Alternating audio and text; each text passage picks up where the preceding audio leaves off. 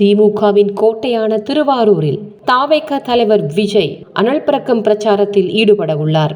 இதனால் திருவாரூரில் பாதுகாப்பு பணிகள் பலப்படுத்தப்பட்டுள்ளன. கமலாலய குளத்தில் 4 கரைகளிலும் குளத்தினுள்ளே விழுந்திடாத வகையில் தமிழக வெற்றி கழகத்தினர் தடுப்புகளை வைத்து அடைத்து வருகின்றனர்.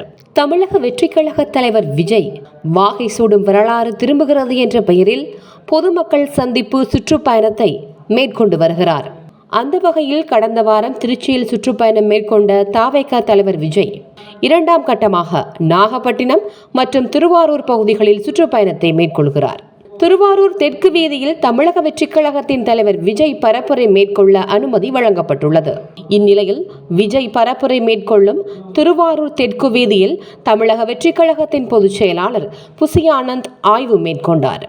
மேலும் திருவாரூர் தெற்கு வீதியில் விஜய் பரப்புரை மேற்கொள்ள காவல்துறை சார்பில் 25 நிபந்தனைகளுடன் அனுமதி வழங்கப்பட்டுள்ளது. இந்நிலையில் காவல்துறையினரின் நிபந்தனைகளை ஏற்றுக்கொண்டு பிரச்சாரத்துக்கான முன்னேற்பாடு பணிகளில் நிர்வாகிகள் மும்முரமாக ஈடுபட்டு வருகின்றனர். சாலையின் இருபுறங்களிலும் கொடிக்கம்பங்கள் அமைக்கும் பணி, விளம்பர பதாகைகளை அமைக்கும் பணியில் நிர்வாகிகள் ஈடுபட்டுள்ளனர். பரப்புரை மேற்கொள்ளும் இடத்தின் அருகாமையில் உலக பிரசித்தி பெற்ற திருவாரூர் தியாகராஜர் கோவிலுக்கு சொந்தமான கமலாலய குளம் உள்ளது.